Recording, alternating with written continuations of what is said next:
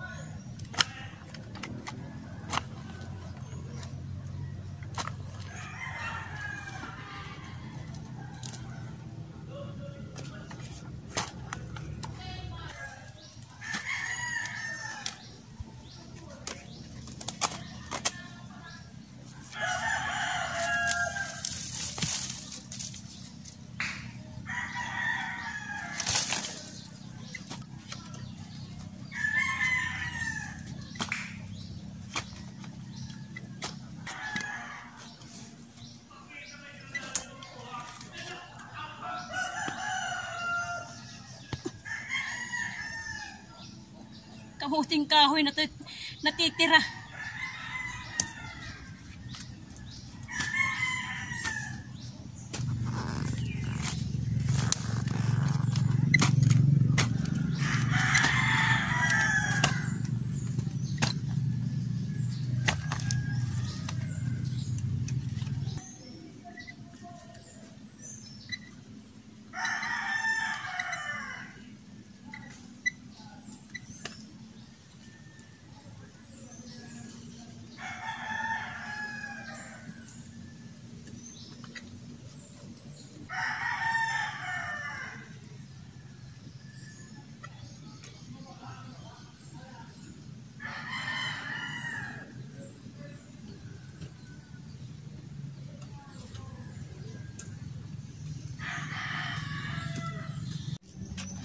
Hello guys, kumusta kayong lahat? Nandito ulit ako.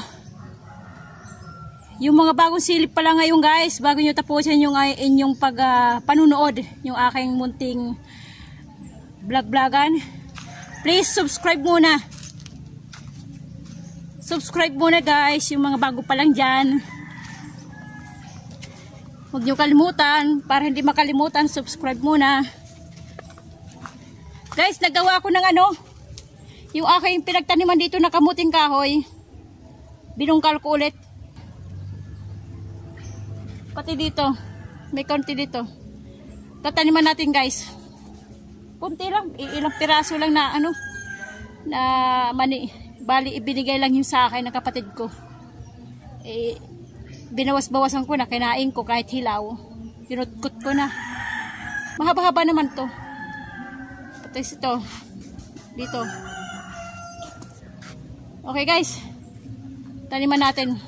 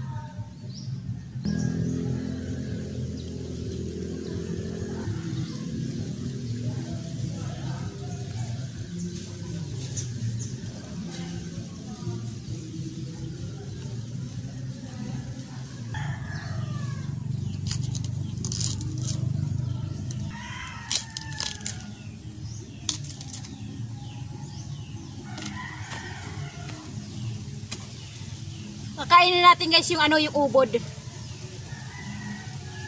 Ito yung ubod.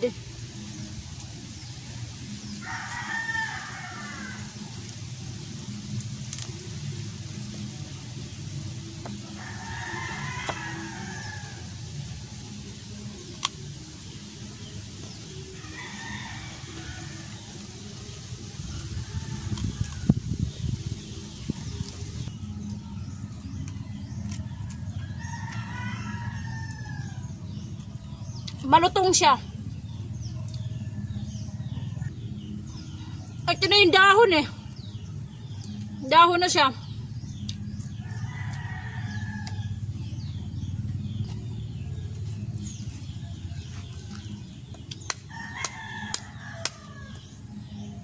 May kunting sabaw pa.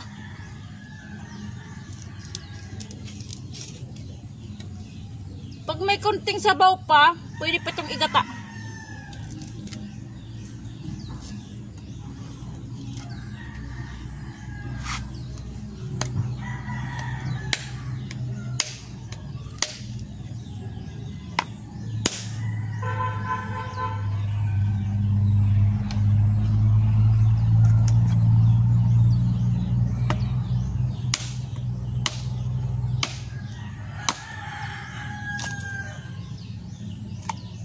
Yung guys, oh, pwede pag igata.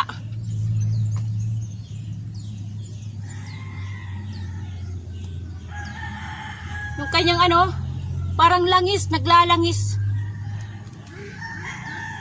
Para siyang naglalangis na. Pero pwede pa siyang igata.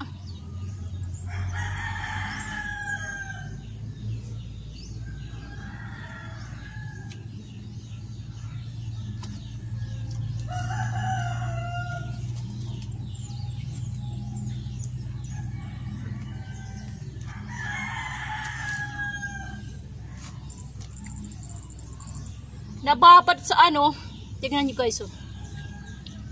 Yung dito niya, nababad.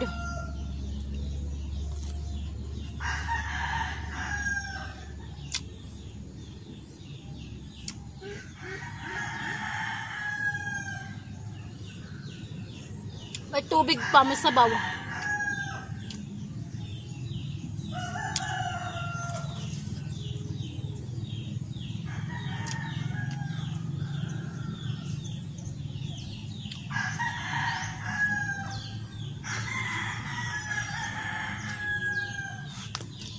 Tawag dito sa amin, buay.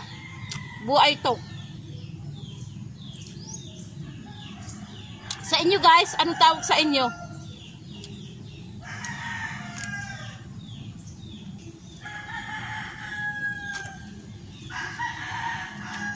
Oo.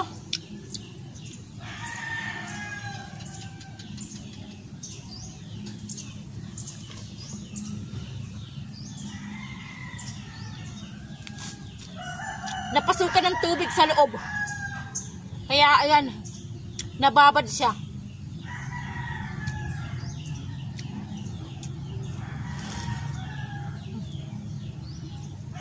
Ayan.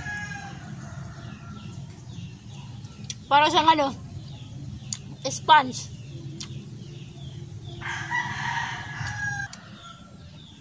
Okay siya. Sayang to. Panggata pa.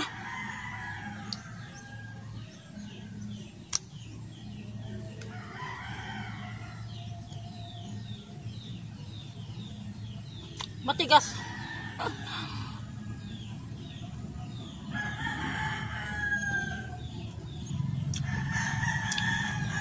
Lasang gata.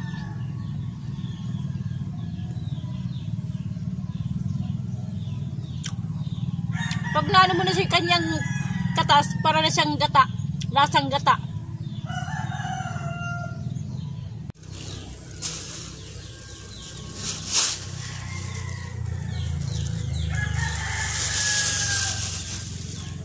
Yung kinuha kong ano, kamuting kahoy, nilagay ko dito si babo ng yerro.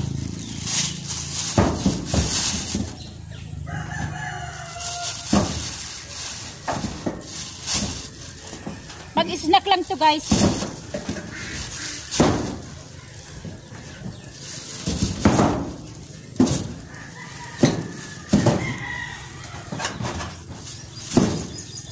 Pero mayroon malalaki. Ay, may usok.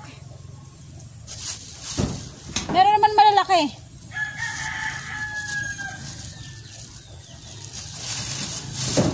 Ang katulad dito.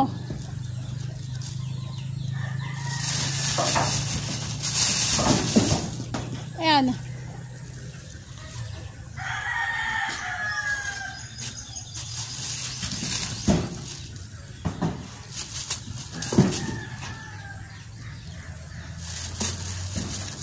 usok. Ayan.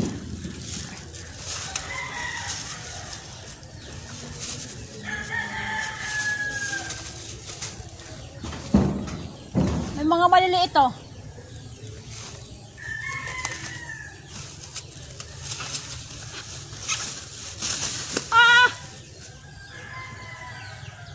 Napunit. May silupin.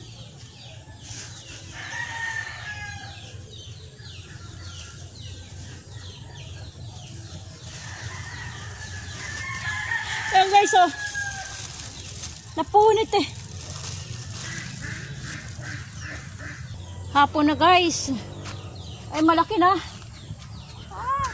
Malaki na guys, oh. Yung pinya. Hawaiian. Tsaka mayroon siyang isa pa, oh. Ano siya, para siyang twin. O may tumutubong isa. Para siyang twin. Ang laki, Hawaiian to guys. Ito nag-uumpisa pa lang. Ito rin guys, ang laki oh. Ayan. Ang laki ng kanyang ano. Yung tangkay niya. Ang laki yung si baba. Ang laki. Para kasi laki ng ano ko ng braso. Yung kayang tangkay. Gano'n niya din sa kabila oh. Ito. Kasi laki ng laki. Namumunga na yung aking mga Hawaiian. Nakakatuwa eh. Natutuwa ako pag ganyan eh. Yung nakikita ko na namumunga.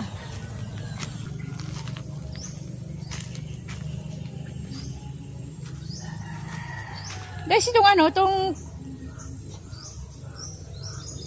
ano tawag to, kamuting kahoy, yung pinagkaiba ng kanyang ano, malalaman mo yung kamuting kahoy kapag ano, yung puti at saka yellow, malalaman mo kung anong kulay niya ng kanyang laman. Dito malalaman guys, tingnan nyo, di ba? Makikita nyo yung kulay, ayan. Kasi dalawa to eh, dalawang tangkay. Yung pinutol ko ng halos lampas isang dangkal kalahati ang itinanim ko. Pati dito dalawa to eh. Hindi ko alam kung, kasi yung itinanim ko, wala ng dahon. Kaya hindi ko nalalaman kung anong kulay, kung anong kulay niya, kung yellow ba o puti ang laman. Kaya malalaman natin sa dahon na lang. Katulad dito. Ayan. Puti ang kulay niya. Yung tangkay ng kanyang dahon. Ibig sabihin yan, puti ang kulay ng kanyang kamuting kahoy, yung kanyang laman. Pagdating sa tabi niya, pula. Ayan o, pula ang kanyang kulay. Ayan. Yung kanyang tangkay ng dahon, pula. Ayan. Ibig sabihin yan, yellow ang kulay ng kanyang laman ng kamuting kahoy. Bali nagtabi siya oh. Puti ang kulay nitong laman, yellow namang kulay nito. Yan, dyan malalaman guys. Yan yung hindi mo malalaman kung anong kulay ng kamuting kahoy. Basta guys, tingnan nyo na lang sa tangkay ng dahon. Doon nyo malalaman kung ano ang kulay ng kanyang laman ng kamuting kahoy. Okay guys, meron na kayong idea. Katulad nito. Ayan. Puti ang dahon niya, ang tangkay. Puti yan. Ibig sabihin niya, puti rin ang kanyang laman. Dito naman, puro pula. Ang tangkay ng dahon niya. Ayan. Ayan. Ibig sabihin, yellow ang kulay ng kanyang laman. Katulad din dito. Nagkatabi rin. Ayan. Pulang tangkay ng dahon. Ibig sabihin niyan, yellow ang kulay ng kanyang laman. Tapos itong katabi naman niya ay puti. Ayan, puti ang kanyang dahon, ang kanyang tangkay ng dahon. Ibig sabihin niyan, puti rin ang kulay ng kanyang kamuting kahoy. Ayan, guys. Yan ang pinagkaiba.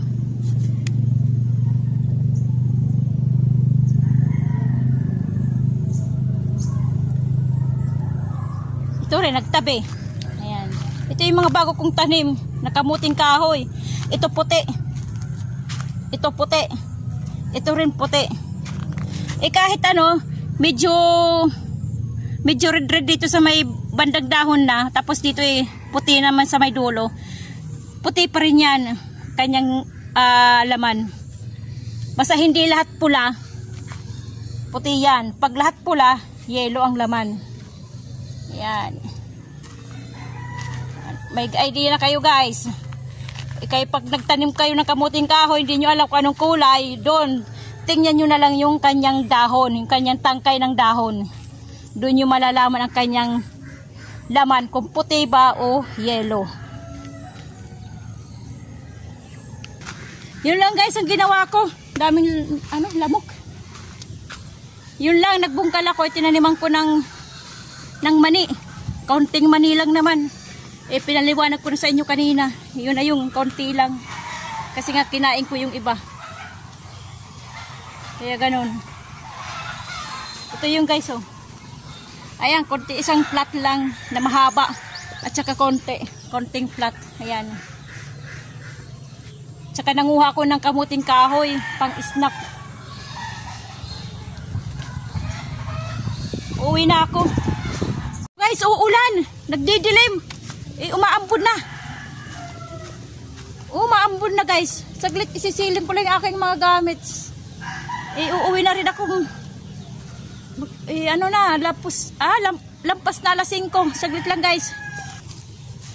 Guys, pauwi na ako. Nagdidilim na. Umaambon pa. Dala ko yung aking kamuting kahoy. Tsaka yung nyog. Yung biniak ko na mayroong buay. Gagataan ko na lang. Sayang yung may nyug Uwi na ako. Maputik. Ganun pa rin. Maputik ang daan. Ayan, maputik ulit. Di pa rin natutuyo kasi laging umuulan. Aaraw siya ng 3 araw. Tapos uulan ng 4 na araw. Ganyan. Anong nangyayari? Uulan, aaraw. Uulan, aaraw. Kaya hindi natutuyo yung lupa. Maputik. Ganun pa rin, maputik. Saan ba ko dadaan dito? Gilid. Ito yan. Masabit sa damit ko.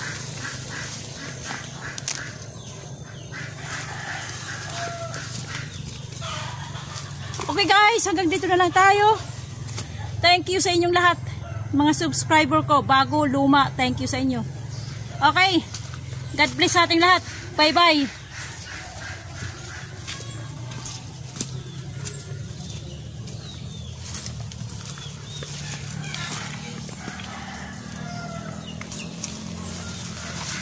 Nagdidilim na.